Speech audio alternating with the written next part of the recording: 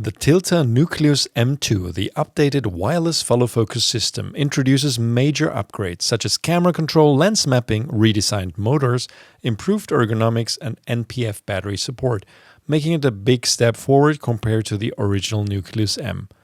Camera assistant Marcel Klien shares his hands-on experience after months of working with the kit on real productions. You're watching CineD, supported by B&H and CVP. Okay, welcome back at the studio, Marcel. Last time we talked about the Axon CineView Master 4K review, and we also did like a conversational kind of assessment after you used it on a lot of shoots. Same now with the Nucleus M2 from Tilta, which you've used over the last couple of weeks or months actually on various shoots to really assess its quality. Now, you're somebody who is already quite experienced with the original Nucleus M. Before we talk about the new one, what did you like about the original Nucleus M and what were you missing? I liked a lot about the Nucleus M1 that it was a great alternative to start as a first or as a focus puller. So you had the possibility to buy it for a lot less money than, for example, the alternatives. We speak about Control 3, for example, or Control 5.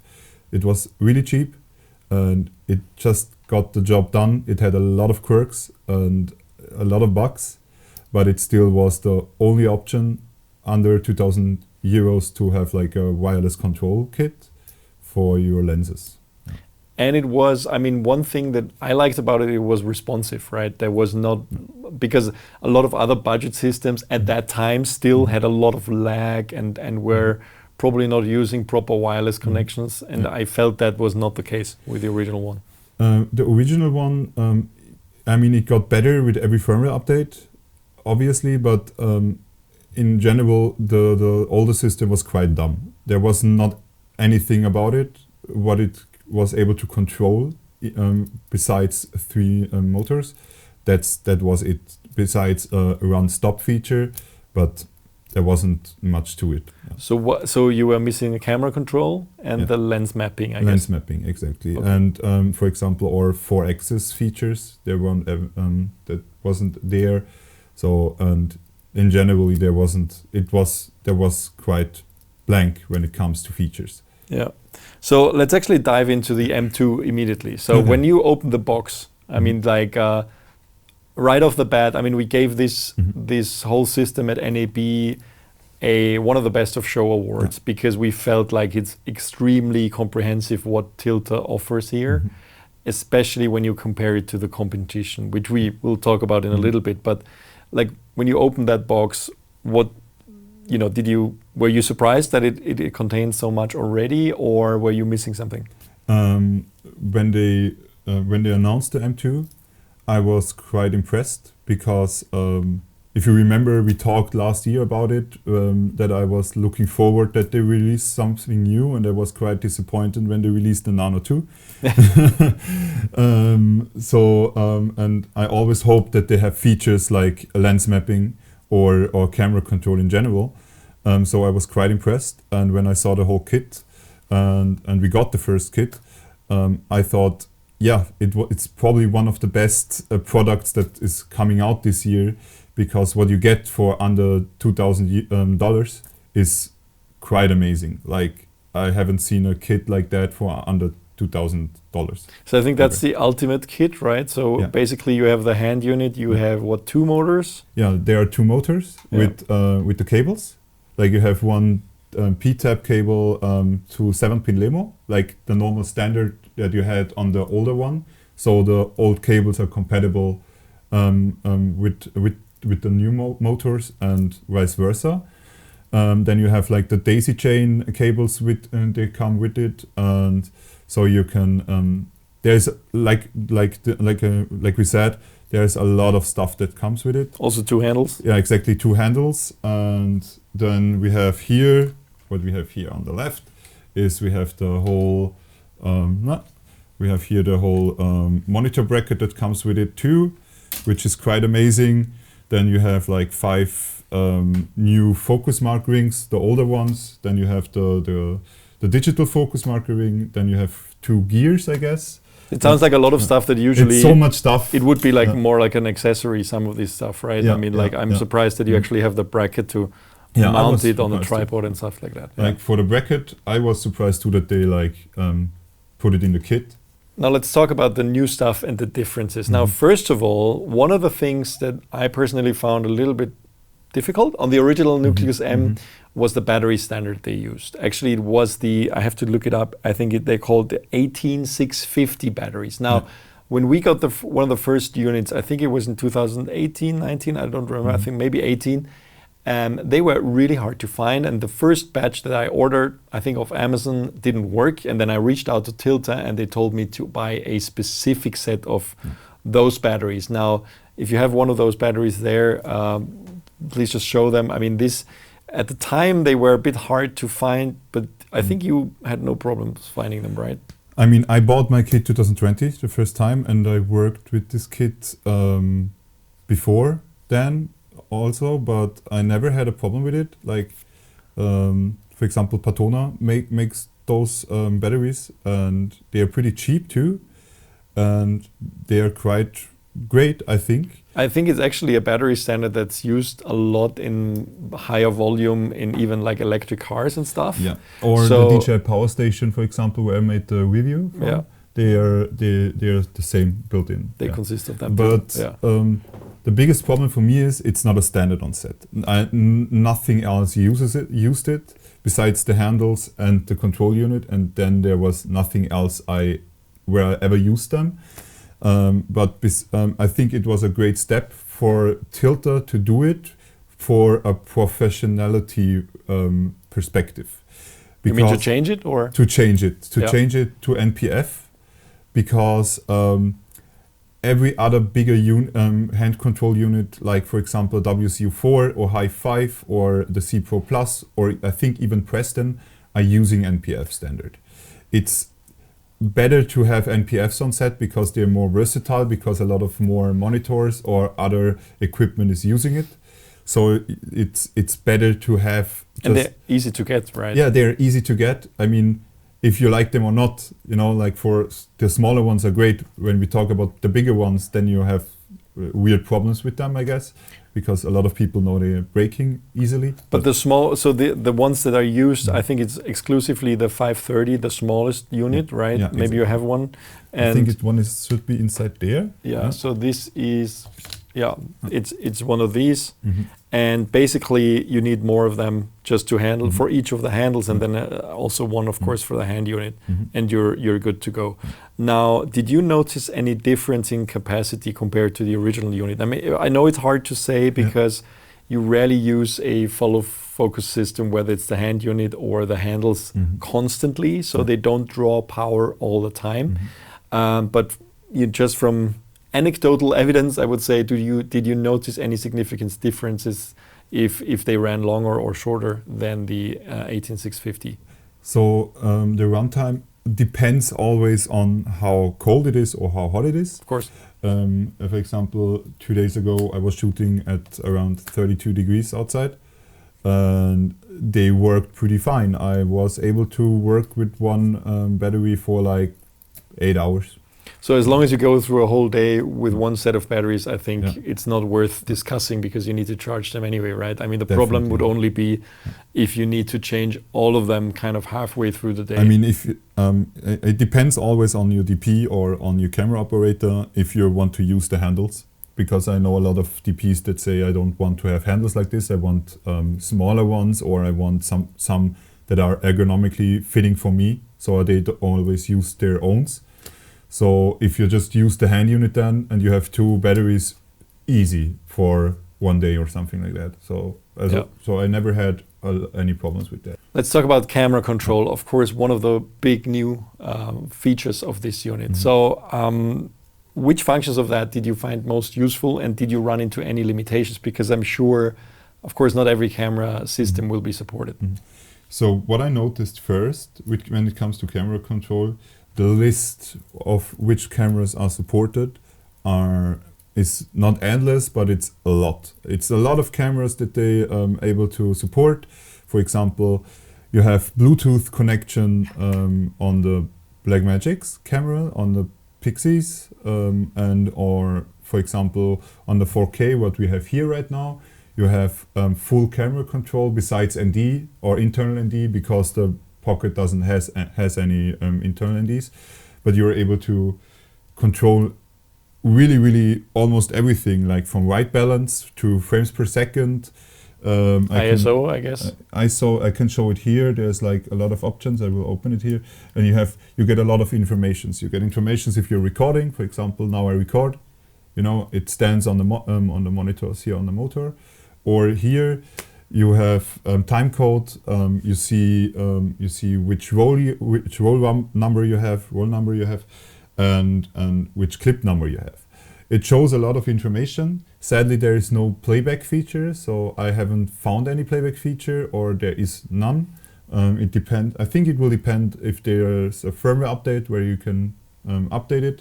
It would be really cool, because this is one of the features I really miss though. Is this something you're used to from higher end systems? Yes. It's weird on set when you tell like your DP, yeah, I will come with the new M2 and let's test it out and try it out.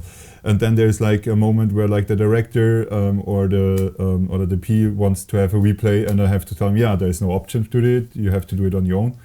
And this is, I mean, it's not a really big problem, but when there's stressful situations, everyone that works on sets knows there's like, you know, they have time problems, you have time issues, you can get annoyed after 10 or 12 hours, you know, and then it's just annoying for over the time to like go to the camera again, replay, or yeah, I mean, it would be a nice feature, but it's not that horrible to don't have it, because I would think everything else that it is supporting, for example, on the Blackmagic cams or on the Sony cameras, for example, is pretty amazing. Like that you're able to, like, even on the FX6, you're able to like adjust the variable ND. Oh, nice. Which is really cool. But you need cables for it. The only cameras I know right now that are supporting Bluetooth are the Blackmagic cameras, and this is really easy. Like, it takes you under 30 seconds to connect the hand unit to the Blackmagic cameras.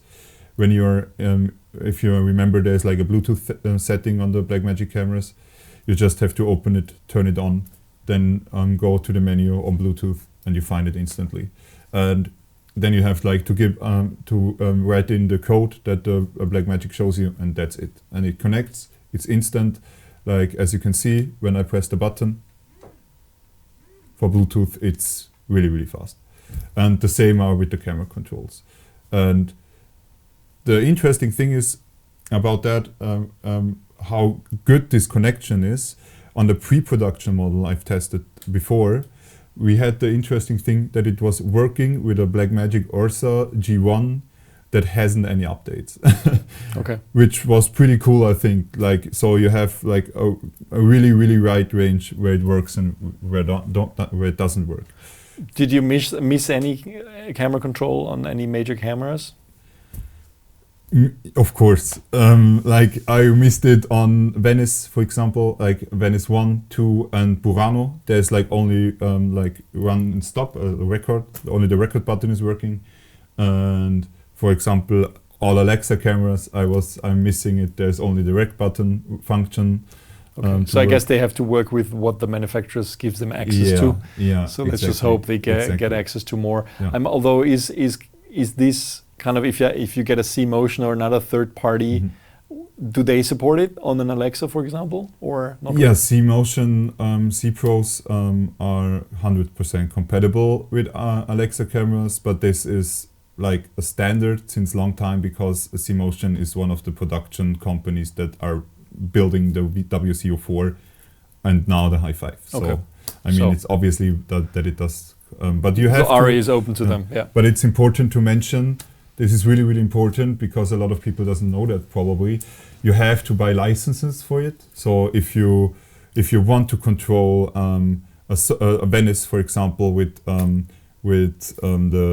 generally Sony cameras with the cMotion, it costs you around $300 to $400. Oh, wow. Okay. And the same with Alexa cameras, and the same with or ARRI cameras, or with a lot of other cameras. For example, RED cameras is the same. You have to buy licenses, and so they're probably paying the camera manufacturer with exactly. that. So and, and Tilta doesn't have any licenses about that. It's just included. But I mean, what works is included. But the interesting thing is, there is the possibility that Tilta in the future is able to get a license from ARRI, for example, for that, and then you have full control over it, which is crazy for a hand unit under $2,000. Yeah, I mean, even if they charged money for it, even if they did charge money for it, it would make sense. But that's the question, you know, like how open is a manufacturer, camera manufacturer? Of course, Okay, cool. Let's talk about lens mapping, the other big feature. How does that work for you? Okay, I'm a big fan of lens mapping. I always use it on cMotion or on C Pro Plus or C Pro or WCO4 or High 5. I always use that feature because when you have if you have prep time, if you have a prep day and you're prepping and you're like able to map your lenses, it's so much easier to work when you're swapping lenses. You have your informations. You know it probably from the M1. You have to switch the ring all the time. When the ring gets wet, you have to do it again, for example, or if it's sweaty, you know. Because the markings are off. The markings are getting off, you know. They are not always 100%. So I never really liked it this way. I always wanted to have like digital information, because then I just have to adjust it here and it's finished. So basically you can store up to what, 250? 128. Well, that's I think enough. it's enough, yeah. So all this mapped lens data is actually displayed on various displays. Now on the hand unit you have this big display that we also had before on the original M1, but there is 2 or 3 more displays now, one of which is this digital ring. And on the digital ring it displays you the mapped lens data, so the limitations that you measured on those lenses, right? So here you have, for example, here's the lens data menu. So here you're able to see all the lenses I worked with in the last couple of weeks. So for example, here we have like now the good old Valimax prime lens on it. I add it and I'm able here to use it. Now it gets displayed here or on the focus mark ring. We have on both sides, we have the auxiliary monitor here too, which is which shows you the information about, for example, iris. And if we had now a zoom lens on it, it would show you the millimeters, which they are right now. So this information shows up almost immediately when you like switch to the lens, or if you swap the lens data, which I really like the idea. I really do like the idea. It feels nice. Is this something you have seen before elsewhere, actually? Is there a digital ring like that? The idea, I've never seen it before. Like I was like a lot of people I talked with, other ACs, they were mind blown about the idea, because I thought this is really amazing. No one thought about that idea at first. So basically it eliminates, if it works correctly, it kind of eliminates the need to actually have manual markings on a marking disc, right? You don't need to use it. And I honestly, when I tested it, I never used an older ring. I always used this one. Nice. So, but I have to say one negative side about it. You already, maybe you have already seen it. This is, for me, I think it's a problem. And I think it's sad. You're able to adjust the brightness on this monitor, but you're not able to adjust the brightness of this monitor and the auxiliary monitors. We've talked about it with Tilta. We asked them, We asked them because when you're working outside in the sun, it can be really annoying because you're not able to see them anymore. So, and they told us it's not possible. So, and it will not be possible with a future firmware update. So, sadly, but it's okay. So how did you work when you were working out in the sun with this? Were you more relying on the main monitor, so looking on the side, which you can make brighter? Yeah, or? I started looking on the side, which and then later. And maybe that's the reason why they actually made it removable, right? You can remove the digital ring. Yeah, exactly. And you can still use traditional marking discs. maybe they realize that it's not for all the time, right? I don't know. Maybe, yeah, definitely. I mean, I would, if I'm honest, I would use the older ring because of a problem I had with the unit, but we are talking about it later on, I guess. You mean the size of the ring? The size of the... Yeah, that's the next thing. We can talk about this now. So basically, maybe let's compare the old hand unit of the M1 with the M2. I think you have the other one here. Exactly, yeah. Here so what it looks considerably larger, right? So it is a little bit larger, but it's not that much. It's like 2 centimeters, not even 2 centimeters. But I always thought that this wheel still is too small. You have big hands. I have big hands though, but I mean, I think for a lot of focus pullers, they like to rest their hand on a unit because it gets exhausting if you have the monitor on your eyesight and the unit is up there and you have to keep your arm upright and have to focus and stuff. So a lot of people like to rest their hand like this on a unit and then pull like that. And this is not possible with the M, and this is not possible with the M2. I think, and it feels like a nano wheel, and I hate the nano. I have to be honest. I really do hate everything about the nano and the nano 2 because I think it's not great to pull focus with it. But this is just my perspective. I think for a lot of reasons it makes sense. I use the Nano, for example, with a lot of operators on the Ronin 2, so they like to pull sometimes on their own, and so a lot of operators I have, they put it on the ring and then pull focus with it. Great for that stuff, but not great if you like have a focus puller on set. It doesn't, because it's too small. Yeah. And now you have the same problem here. It's small, you have to pull focus like this, you know, like... So with your fingertips, yeah, kind of. with your fingertips, kind of. Which works great because the wheel now is adjustable here. You know, you can adjust the dampening. You can adjust that. And if you have it like really loose, it's really great. Like it works basically. But it just gets exhausting over time because it just doesn't. So maybe they can, maybe Tilta, if you're listening, I'm sure you're listening and watching this too, make an optional kind of attachable because that's the next bigger one. thing, right? Yeah. Because you have the possibility to attach the digital rings. I'm sure it's possible to even attach a larger kind of ring on top of the existing ring, so you can just hold it better. This is removable, but you can remove the whole wheel like this. So some maybe already saw it. You can like switch the direction of it, and then put it up here or put it on the other side.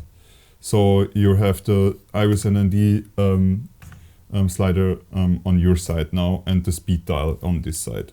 So it depends. I don't really need it, honestly. I've never thought about using it. I asked left-handed ACs if they like it to switch. Well, maybe they need to get used to it because so far they didn't have the possibility, right? I mean, that's usually like a lot of left-handed people are used to do things the right-handed way because they have no option. But once they get the option, it might be something to look into. I'm also like left-eyed, for example. I would love to have my shoulder cameras on the left shoulder, even though I'm right-handed. But that's not an option because you can't do it like that. It's like already nice to mention is that it's plug and play. So if you remove it and switch it, it should be fine. No cables. It's all communicating through pins. Yeah. Nice to a great mention to it. If you like put the wheel on the other side and use it on the other side, you have to manual calibrate the wheel again because then it's if you don't do it, it starts to jump. So, but this is, so when we come back to this idea, I would love to see Tilta make a bigger hand, like a pro wheel, so to speak, which is just bigger and or just not that small. Can get larger. It feels like a toy, like this. I have to say it. I'm sorry, but it feels like a toy. I know that you had a bit of an issue with the new monitor and bracket system, like this accessory that's included to actually mount it on a tripod like that. Why is that? It's a little hate-love relationship. I love that they included it in the kit because I wasn't expecting it that they put it in the kit. So and we already we already get enough in the kit, I would say, and this feels like a treat. Like a little extra, yeah. My biggest problem with it is we have a thumb screw down there, but no other adjustable thumb screws. So you have, I kid you not, one, two, three different sizes of torques. Okay. And so you need to adjust something. You need a different torque every time. Yeah, and when you have like a 7-inch monitor on it with like with a bigger, like for example, a dwarf connection or a Teradek, then you have like like a V mount, 90 watt hour or 89 watt hour V mount on it, with plate, with cage. It can be pretty heavy, So then you have to adjust them, and I would like to do it on the fly and not put out tools again and work with tools on it, because sometimes you don't have time for that. Yeah, so it would be nice to have thumb screws on this as well. Yeah. Okay. It just feels like it's a great idea, but I would love to see more better thumb screws on it or something like that. I mean, this is a typical kind of thing. Usually, I think for the original Nucleus M, there were a lot of third-party manufacturers making stuff. So I'm sure we'll see the same for this one too, or maybe Tilta will make a separate accessory that is a bit more of a more adjustable higher end bracket that can be added. Well, what is great about this bracket though is that you're able, like for smaller handheld setups, often I use handheld setups a lot when I'm shooting in a car and I have to, for example, on a Ukraine, and you have to drive with the car. I like it to have it this way, and it's not that the best and comfortable thing about it, but it's not made for it, I have to say it. But I like to hold it like this, and so I have the possibility to use it like that.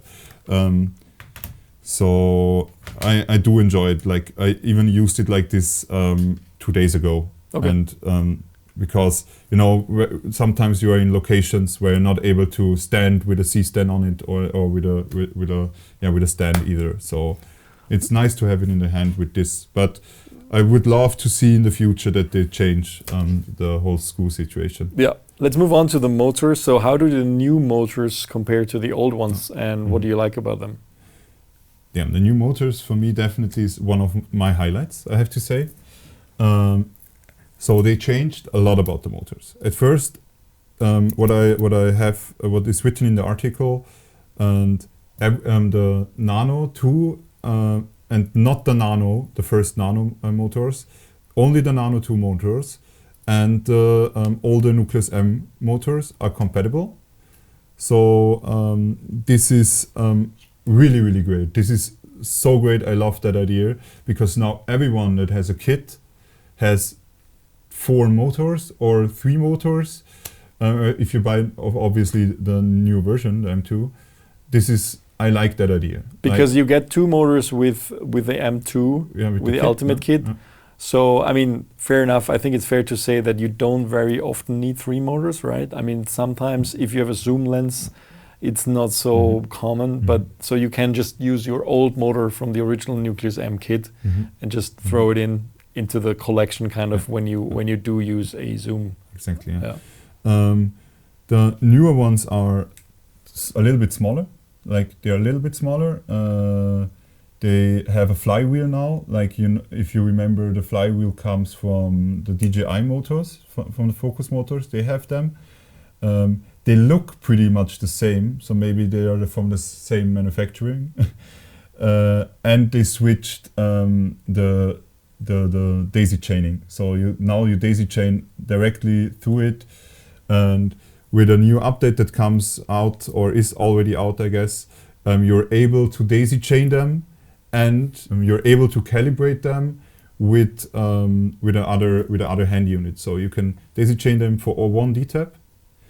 But you can say motor 1 is like on hand unit 1, and motor 2 is on hand unit 2, for example. Oh, cool. So you can use it, for example, a lot of DITs do that, they only use iris, for example, with the SXU, you know. Now you can use a M2 as an SXU attention. Cool. You know. So.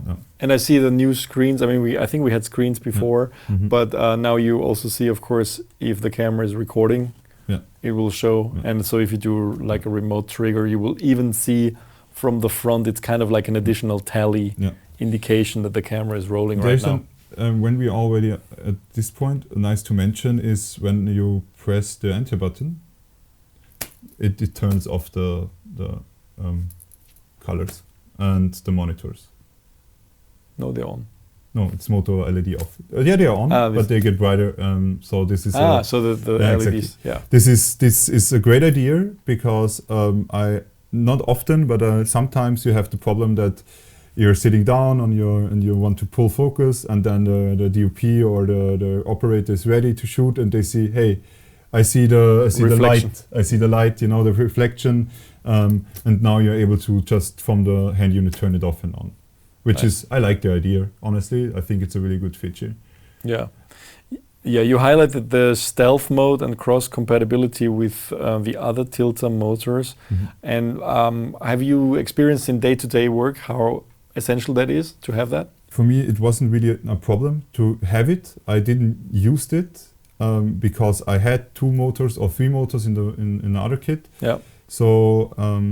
So you haven't actually used the additional motor on set? I tried it on set, not, but I tried it once on studio. But it works perfectly. You just have to upgrade the firmware, which is already available. So let's move on to the handle. So where did you see any improvements compared to the original handles? I mean, they look very similar to the original handle. I think we have it here.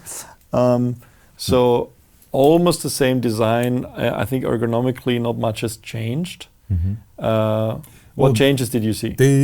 Ergonomically they changed because now you have to fit 1 NPF in it. And a little bit shorter actually. But brighter, you know? Like broader. Broader, sorry. So you see, I think they feel a little bit more clunky, but not that much. Slightly thicker. The thumb position here is now removable. As you can see, it's like a little bit harder to remove it sometimes. So here we have it. But I don't really like it. You know, like it doesn't have any feedback like the older one. If you can show it in the close-up. Yeah, the older one had like tactile feedback when you do This has nothing. Use this zoom, feedback. And if you can put it on this one. Let's take it off. Yeah, so you can you can try it to get it on again because it's switchable. If you can see, so you can put that up here again and then remove it and put it on the other handle, which is a great idea. So the different. Let's just show the zoom control. So you don't actually feel if you're zooming, like you don't feel like anything is moving here, whereas the older one. You actually had like a little joystick that was moving up and down. So, okay, I understand. But besides that, nothing really much changed. Besides one great feature, I do think can be interesting, and to make it more interesting to use it for operators and or for example for. Let's say if you have one videographer that works with one first AC, but they still want to have both a little bit of able to control the camera. You know, now you're able to with clicking the function button, you're able to make the unit inactive, and now the wheel is active. So now someone, for example, the operator is able to manually adjust his iris. You know, nice. So so you can just take that away and give it to them whenever they need it. And now it's off again. So now he's not able to do anything again. I like the feature a lot. I like the feature a lot because I had a lot of moments where I remembered that this feature would fit perfectly. So I can think in the future maybe I will use it. So definitely. So I like it, but. In all, I'm not really a big user of the handles because I don't. and every operator now or DP I asked if they like the hand units or the handles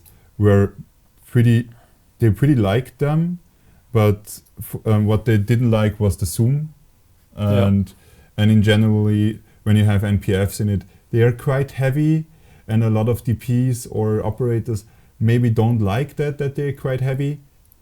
But fair, I mean, another thing, I'm sure you can, I don't even know, you probably can buy other kits from Tilta that don't include the hand units. It's there is no other kit. There's no other kit, it's just the ultimate kit? Yeah. Okay.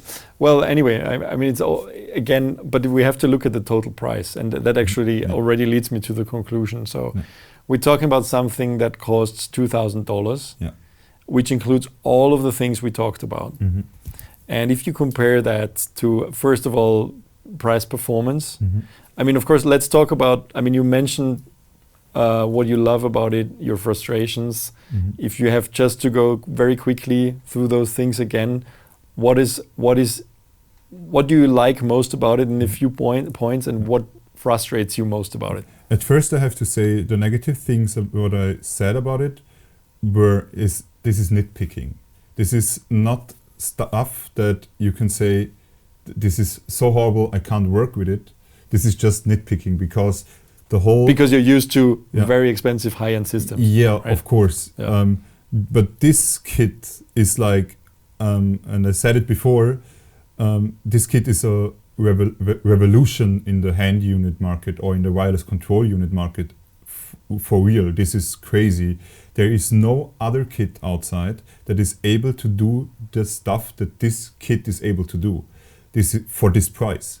The next kit that or next competitor that is able to do the same with all the things together combined is like $7,000 to $8,000, which is insane if you think that this kit is $2,000. Yeah. So and it isn't like for example, it is repairable. Like there are a lot of stuffs which you are able to repair. I have to add here, Marcel is somebody who likes to take apart things. So you scared me before taking apart things that I would never have taken apart of. Yeah. So, but you know how to fix stuff. So you speak from experience here. So and for a lot of people that are working in the movie industry, and there are a lot of low-budget movies you shoot sometimes, and there's not a lot of money, and there's not a lot of equipment rental money there, and then you have to fix stuff on your own, you know. For example, the focus ring, I would give this a 9.5 on the iFixit scale probably, because to fix the monitor, if it breaks, it doesn't take you 3 minutes. It's just 4 screws, pull it out, put a new one in, and it's finished. This is really, really great from Tilta, because from cheap stuff, normally I'm used to things being glued, probably. Being glued or made so complicated that you're not able to repair them. Because I thought in the old Nucleus, they had on the M version there weren't much stuff which you are able to repair, and now you even are able to repair the whole hand unit or the whole focus wheel. You're able to repair it, and you're able to open it on the back side. So there are no what it's called, stickers on it, because if you can see, the older one had stickers on it, so you're lost warranty if you opened it. Okay. And I think now it's not that anymore. So this is a really, really big plus. Honestly, this is really, really great from Tilta. I do have to say that this is, I think a lot of companies should do the same. Now we come to the another stuff I really didn't like, and I have to say this is a really, really bad idea, and I hope they will change it in the future. And please change that, because if you make the lanyard better, which it is somehow, don't make this out of plastic. So like the lanyard connection is completely out of plastic. In one of the first versions I had broke immediately. Yeah. I would not trust this lanyard on set. Okay. Well, to be fair, you can easily swap it to any other lanyard, right? Yeah, you don't need to use the original. Definitely. But I mean, as I said, this is nitpicking because for this price, the whole unit works so perfectly. The whole features that you need to work with, for example, the cam control works amazingly well, like seriously, really, really great. The lens mapping is literally the same way as it is on a C Pro or as it is on a WCO4. It works the same. It does the same stuff. The motors with the hand unit feel snappier than before. So who do you think this system is best suited for? I mean, it sounds like almost that this can replace some of the very much more expensive high-end systems. Do the downsides kind of outweigh the upsides in a sense? Like, you know, like would it be a huge? Of course, if you had the choice, you work on a big feature film. Let's say you have a big feature film. You can choose whatever unit you want, and then they give you the choice. Well, actually, you choose this one or a much more expensive one from ARRI or cMotion or whatever. And you know, like there's the small catch is you will I don't know, have to save on something else if you choose the expensive follow focus system. Would you make that concession? Like, do you think you would sacrifice a lot? I mean, it always depends on the camera. You know, so for example, if you're shooting a big feature and they say, yeah, we almost only shoot with FX3 and FX9 or FX6, sorry, not FX9, and because movies like this are still existing or are not still existing, they're even coming more from them. Yeah. So I would say I would use this one because the compatibility with a FX3 is bigger than with a WCO4. So there is a lot. If I shoot with an Alexa 35 or if I shoot with an Mini LF, I would always use WCO4 or Hi5. Because of their camera control. Because of the camera control, because of the playback. If I shoot on a VENICE, I wouldn't use it because the compatibility is not there. Like VENICE, BURANO and VENICE 2 are not really compatible with this kit. So you would make your life. Yes, but it's basically it all comes down to the not available camera control on those high-end cameras. So if in whatever form this would be there, it would be a different discussion, right? Yeah, it would be a different discussion, definitely. So you're not lacking in performance, in lag, in the quality of the motors and stuff like that, which is kind of would be more crucial. Okay, great. So yeah, I would say the biggest market are for camera assistants that want to have a smaller kit, that don't want to pull out $16,000 for a kit. They just want to have a safety kit because I have my Nucleus M2 as a safety kit, and a lot of students rent it from me for like $50 or something or $30 because they don't have any other way to get kits that actually are half decent. You know, there is nothing else. So now with it's able to this will be my emergency kit, so to speak, if there is no way to get a better and bigger kits, for example a WCO4 or Hi5 kit, or there is no budget for it. And so I would always use this. If there's always the production saying we don't have the money for it, I will always use this. I think this is the market where you can see it.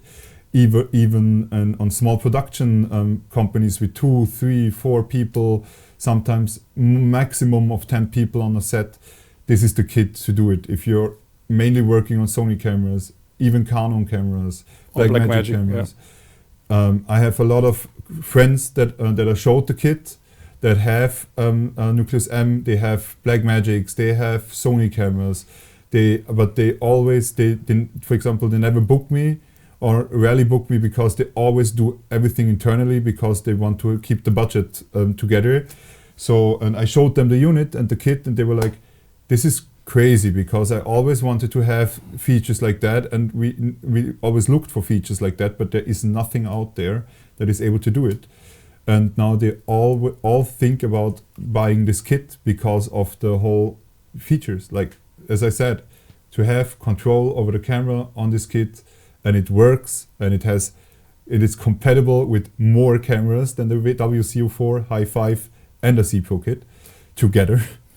And it's already it's out now for like some couple of weeks, so not even weeks, and the list will still be, they add even more cameras. Like Tilta told us, they're always changing the list and always putting new cameras on the compatibility list, which is amazing to have like them really try to make this the best kit they can be able to make. Yeah.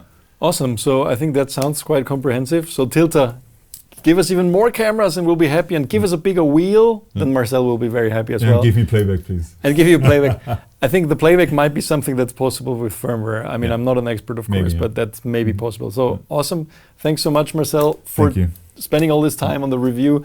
If you really want to dive into more of what Marcel talked about, just check out the written article, the written review for the Nucleus M2. Very comprehensive kit, as you heard. And stay tuned for more reviews from CineD. And don't forget to like and subscribe. Leave a comment if you have any questions. We're happy to reply to them. Thanks.